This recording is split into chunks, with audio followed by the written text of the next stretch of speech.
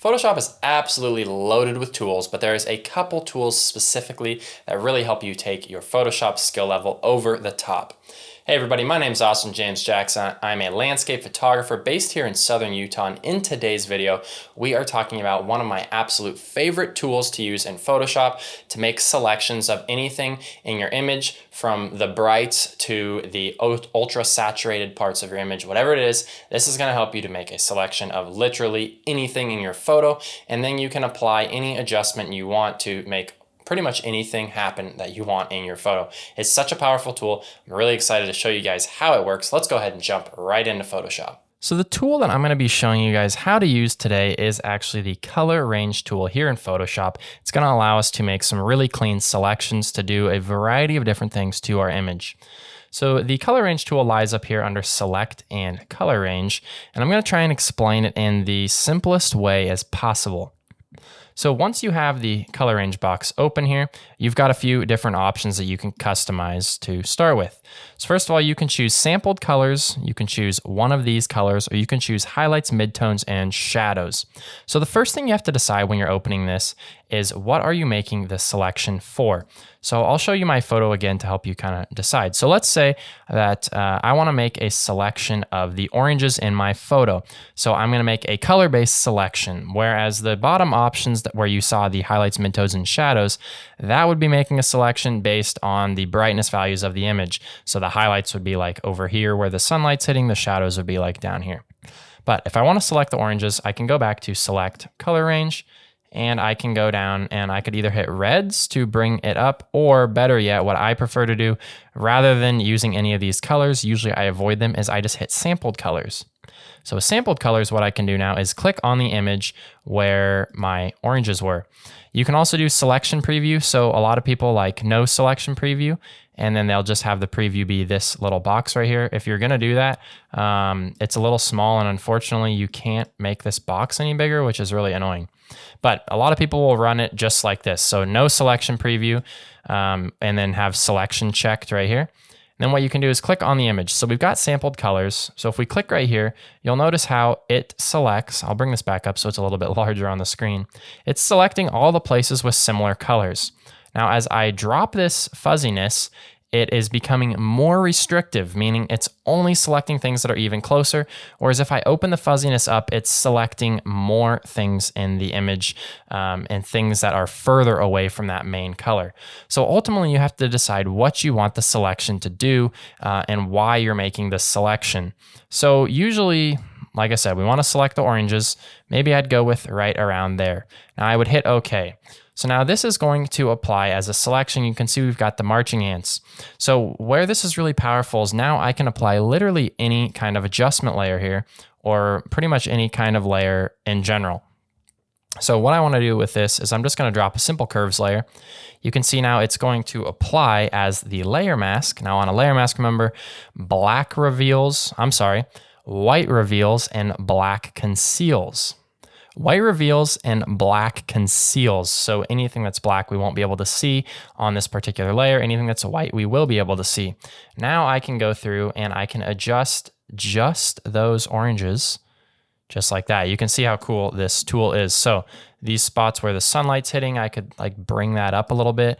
And maybe I want to add some contrast here to make it a little more punchy. And just like that. So you can see I'm not doing a whole lot. For the sake of this video, I would probably increase this so you can see more what is going on. But if I was actually doing this as an edit, I might leave it like that, which, let me zoom in here and you can see I've just kind of punched those oranges just a little bit. So let's say we thought that the blues were a little too saturated down here. Sure, you could use a hue saturation layer, but using this color range tool is actually a really great way to do that as well, in my opinion.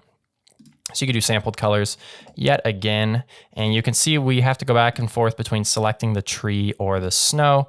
You could also just select blues here. Like I said, that would give you a decent selection, but not great.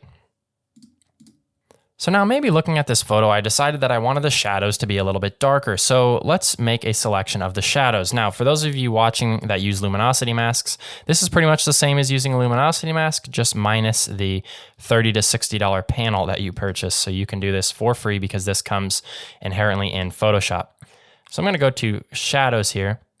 Now I've got two options here rather than one. So I've got the fuzziness, which does the same thing as before. Adjust the fall off beyond the tonal range is how they describe it. And then I've got the range, which adjusts the range.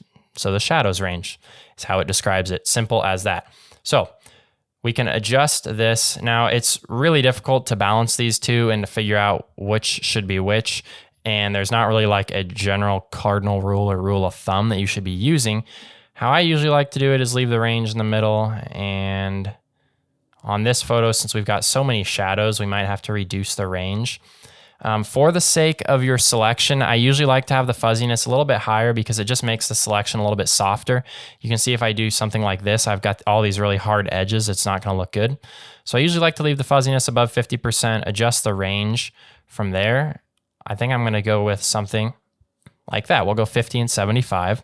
We'll hit OK, let that load out. We could bring up actually, let's do a hue saturation and we'll do a curves layer. So we'll bring it up on a hue saturation.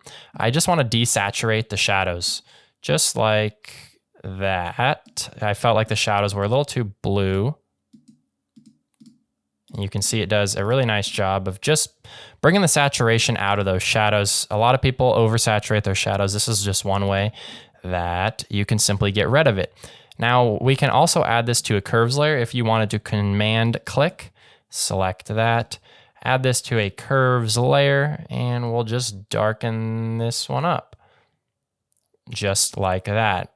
Now inversely, we can use this mask we made of the oranges earlier. We can command click on that and we can come back up. We can add a hue saturation here and we could punch those oranges up.